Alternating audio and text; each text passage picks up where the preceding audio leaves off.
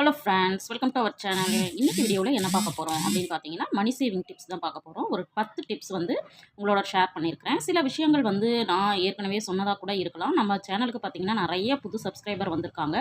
அவங்களும் வந்து அந்த விஷயங்களை தெரிஞ்சுக்கிட்டு அவங்களும் நிறைய பணத்தை சேமிக்கணும் அப்படிங்கிறதுக்காக தான் இந்த வீடியோ. இந்த வீடியோவில் 10 மணி சேவிங் டிப்ஸ் அண்ட் ட்ரிக்ஸ் வந்து உங்களோட ஷேர் பண்ணியிருக்கிறேன்.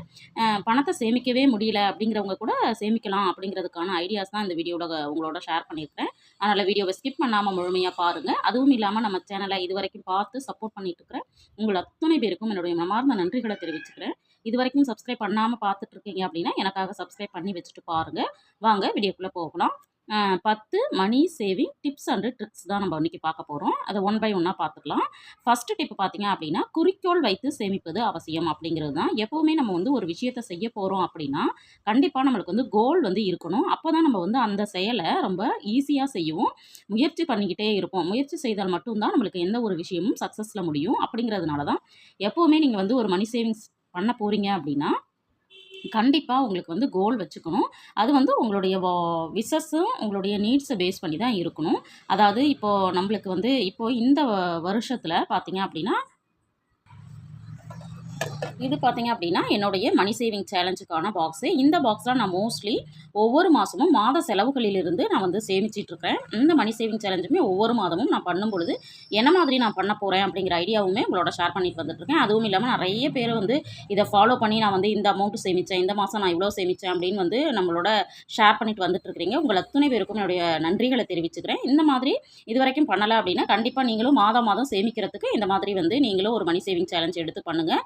அதுவும் இல்லாமல் பார்த்தீங்கன்னா இந்த மணி சேவிங் சேலஞ்சில் கிடைக்கக்கூடிய பணத்தை நான் என்ன பண்ணுறேன்னு பார்த்தீங்கன்னா மேக்ஸிமம் கோல்டு வாங்குறதுக்காக வந்து நான் வந்து சேவ் பண்ணுறேன். ஏன்னா கோல்டோட ரேட்டு பார்த்தீங்க அப்படின்னா நம்ம நினச்சி பார்க்க முடியாத அளவுக்கு இன்க்ரீஸ் ஆகிட்டே இருக்குது. அதனால் இந்த பணத்தை நான் வந்து தங்கம் வாங்குறதுக்காக அப்படின்னு சேமிக்கிறதுனால நான் கூடுதலாகவே சேமிக்கிறதா நினைக்கிறேன். அதே மாதிரி பார்த்தீங்க அப்படின்னா இந்த வருடத்தில் நான் வந்து இந்த மண் உண்டியலில் வந்து ஒரு அமௌண்ட் வந்து சேமிச்சிட்டு இருக்கேன். அது எதுக்கு அப்படின்னு பார்த்தீங்கன்னா இந்த வருடம் தீபாவளி அப்போ வந்து ஒரு புது மொபைல் வாங்கலாம் அப்படிங்கிறதுக்காக நீங்கள் கேட்கலாம். இந்த உண்டியலில் சேமித்து எந்த அளவுக்கு பணம் சேமித்து மொபைல் வாங்க முடியும் அப்படின்னு சொல்லிட்டு பட் வந்து நான் முயற்சி பண்ணியிருக்கேன். இது தீபாவளி அப்போது நான் வந்து இதை வந்து ஓப்பன் பண்ணி எவ்வளோ அமௌண்ட் வந்திருக்கு, வாங்க முடிஞ்சா இல்லையா அப்படிங்கிறதே நம்ம வந்து உங்களோட ஷேர் பண்ணுறேன். இந்த மாதிரி நம்ம வந்து ஒரு குறிக்கோளை வச்சுக்கிட்டு நம்ம சேமிக்கிறோம் அப்படின்னா கண்டிப்பாக நம்மளால் நிறைய சேமிக்க முடியும் அப்படிங்கிறதுக்காக தான் நீங்களும் உங்களுடைய தேவைகள் உங்களுடைய ஆசைகள் என்ன இருக்கோ அதுக்கு தகுந்த மாதிரி சேமிக்கிறதுக்கு ஆரம்பிக்கலாம். அடுத்த டிப் நம்பர் 2 பார்த்தீங்க அப்படின்னா, வருமானம் வந்து எவ்வளவு நம்மளுக்கு வந்து சேமிக்கிறோமோ அதுதான் நம்மளுடைய வருமானம் அப்படிங்கிறத நம்ம வந்து மைண்ட்குள்ளே கொண்டு வரணும். அதாவது நம்ம வந்து வருமானம் வந்து எவ்வளோ வேணாலும் இருக்கலாம். அது 10,000 இருக்கலாம், 1,00,000 இருக்கலாம், 5,00,000 இருக்கலாம். பட் வந்து எவ்வளோ அதிலிருந்து நம்மளால் சேமிக்க முடியுதோ அதுதான் அந்த வருமானத்துடைய நம்மளுடைய மாத வருமானம் அல்லது வார வருமானம் அப்படின்னு நம்ம நினைக்கணும். ஏன்னா மீதமெல்லாம் நம்ம வந்து செலவுகளுக்காகவும் நம்மளுடைய ஆசைகளுக்காகவும் செலவுகளை செய்து முடிச்சிடுறோம். அப்போ நம்ம கையில் வந்து ஒரு 10,000 நம்மளுக்கு வருமானம் வருதுன்னா 1,000 நம்மளால் சேமிக்க முடிஞ்சதுன்னா அதுதான் அந்த மாதத்தோட வருமானம் அப்படின்னு நினச்சி நீங்கள் கால்குலேட் பண்ணி நீங்கள் சேமிக்க ஆரம்பிங்க. கண்டிப்பாக நிறைய பணத்தை சேமிக்க முடியும். அடுத்தது பார்த்தீங்கன்னா தேர்டு டிப் பார்த்தீங்கன்னா தேவையில்லாமல் ஏதாவது நம்ம வீட்டில் வச்சுருக்கோம் அப்படின்னா அதை உடனே நம்ம வந்து இப்போலாம் நிறைய ஆப் வந்து இருக்குது. அதில் வந்து நம்ம வந்து வித்துடலாம். இப்போது நிறைய வீடுகளில் பார்த்தீங்க அப்படின்னா ஒரு சில பொருட்கள் வந்து நம்மளுக்கு இது தேவையில்லை, இருந்தாலும் ஒரு நாள் யூஸ் ஆகும் அப்படின்னு சொல்லிட்டு டம்ப் பண்ணி நம்ம வச்சிட்ருக்கோம். அது மாதிரி எங்கள் வீட்லேயுமே சில பொருட்கள் இருந்துச்சு. அதை வந்து நாங்கள் வந்து சேல் பண்ணிட்டோம். அந்த மாதிரி உங்களுக்கு ஏதாவது சேல் பண்ணணும், நம்மளுக்கு தேவையில்லை அப்படின்னு நினச்சிங்கன்னா கண்டிப்பாக அதை வந்து உடனே சேல் பண்ணிடுங்க. அந்த மாதிரி பண்ணும்பொழுது நம்மளுக்கு வந்து ஒரு குறிப்பிட்ட அளவு அமௌண்ட் வந்து நம்மளுக்கு சேவ் ஆகும். அடுத்தது பார்த்தீங்கன்னா 4th டிப் பார்த்தீங்கன்னா இப்போட பெட்ரோல் விலை பார்த்தீங்க அப்படின்னா சதம் அடித்து அதோட ஜாஸ்தியாக போயிட்டுருக்கு. அதாவது 103, 104 அந்த மாதிரி வந்து நம்மளுக்கு போயிட்டுருக்கு. அப்படி இருக்கிற சமயத்தில் நம்ம வந்து பெட்ரோல் செலவை கண்ட்ரோலே பண்ண முடியல அப்படிங்கிறது தான் நிறைய பேரோட வார்த்தைகளாக இருக்கும். அப்படி இருக்கும் பொழுது நம்மளுடைய பெட்ரோல் செலவை குறைக்கணும் அப்படின்னா கண்டிப்பாக முடிஞ்ச வரைக்கும் நம்ம வந்து நடந்து போகிறதுக்கு நம்ம வந்து பழகணும். ஒரு குறிப்பிட்ட அளவு தூரம் தான் இருக்குது அப்படின்னா கண்டிப்பாக நம்ம நடந்து போகலாம். இப்போ எங்கள் வீட்டில் பார்த்தீங்க அப்படின்னா நான் தான் காலையில் போய் பால் வாங்குறதுக்கு போவேன். பால் வாங்க போகும்பொழுது எனக்கு கிட்டத்தட்ட பார்த்தீங்கன்னா ஒரு 2 கிலோமீட்டர்ஸ் வரைக்கும் நடக்க வேண்டியது இருக்கும். அதாவது அப் அண்ட் டவுனு. அது வந்தீங்கன்னா எனக்கு வந்து வாக்கிங்காகவும் இருக்குது அப்படிங்கிறதுனால நான் வந்து நடந்து போய் தான் பால் வாங்கிட்டு வரேன். அந்த மாதிரி நம்ம வந்து பக்கத்தில் இருக்க கடைக்கு தான் போகிறோம் அப்படின்னா, அப்போ வந்து நம்ம வந்து வெஹிக்கிளை யூஸ் பண்ணாமல் நடந்து போகிறதுக்கு பழகணும் அப்படின்னா, கண்டிப்பாக பெட்ரோல் செலவு குறையும். அப்போ அங்கேயும் நம்ம வந்து பணத்தை சேமிக்க முடியும். அடுத்து 5த் டிப் என்ன அப்படின்னு பார்த்தீங்கன்னா, பட்ஜெட்டில் ஒதுக்கிய பணத்தில் மட்டும் செலவு செய்தல் அப்படிங்கிறது தான். பட்ஜெட்டில் வந்து நம்ம வந்து ஒதுக்குறோம் அப்படின்னா, ஒரு குறிப்பிட்ட அளவு அமௌண்ட் இப்போ பாலுக்கு ரூ. 1500 ஒதுக்கியிருக்கோம். மளிகைக்கு வந்து ஒரு ரூ. 12,000 ஒதுக்கியிருக்கோம் அப்படின்னா, கண்டிப்பாக அதுக்குள்ளே நம்ம செலவுகளை பண்ணுறதுக்கு நம்ம முயற்சி பண்ணணும். இப்போ பட்ஜெட்டும் பார்த்தீங்க அப்படின்னா, நான் ஒவ்வொரு மாதமும் ஒவ்வொரு மாதிரியான வருமானத்துக்கு நான் வந்து பட்ஜெட் பிளானிங் வந்து உங்களோட ஷேர் பண்ணிட்டு வந்துட்டுருக்கேன். நிறைய சப்ஸ்கிரைபர் வந்து எனக்கு வந்து அவங்களுடைய வருமானத்தை அனுப்பி எங்களுக்கு வந்து பட்ஜெட் பிளான் பண்ணி கொடுங்க அப்படின்னு சொல்லி கேட்டிருக்காங்க. அதுக்குமே நான் வந்து பிளான் பண்ணி கொடுத்துட்ருக்கேன். பார்க்குற வியூவர்ஸ் உங்களுக்கும் உங்களுடைய வருமானத்துக்கான பட்ஜெட்டை பிளான் பண்ணணும் அப்படின்னா, கண்டிப்பாக எனக்கு வந்து வாட்ஸ்அப்பில் வந்து கமெண்ட்டில் சொல்லுங்கள். கண்டிப்பாக உங்களுக்கும் நான் வந்து என்னால் முடிஞ்ச பிளானிங்கை உங்களோட ஷேர் பண்ணிக்கிறேன். அது பார்க்குற வியூவர்ஸ்க்குமே சப்போர்ட்டிவாக இருக்கும். அந்த மாதிரி நிறைய வருமானம், அதாவது தின வருமானமா இருக்கலாம், வார வருமானமா இருக்கலாம், அல்லது வந்து பிஸ்னஸ் ஏதாவது பண்ணிட்டு இருக்கீங்க அப்படின்னாலுமே மாத வருமானம் எதுவா இருந்தாலும் அதற்கான பட்ஜெட் பிளானிங் வந்து நான் வந்து பண்ணி கொடுத்துட்ருக்கேன். அதுவும் இல்லாமல் எங்கள் வீட்டுக்கான மந்த்லி பட்ஜெட்டையுமே உங்களோட ஷேர் பண்ணிகிட்ருக்கேன்.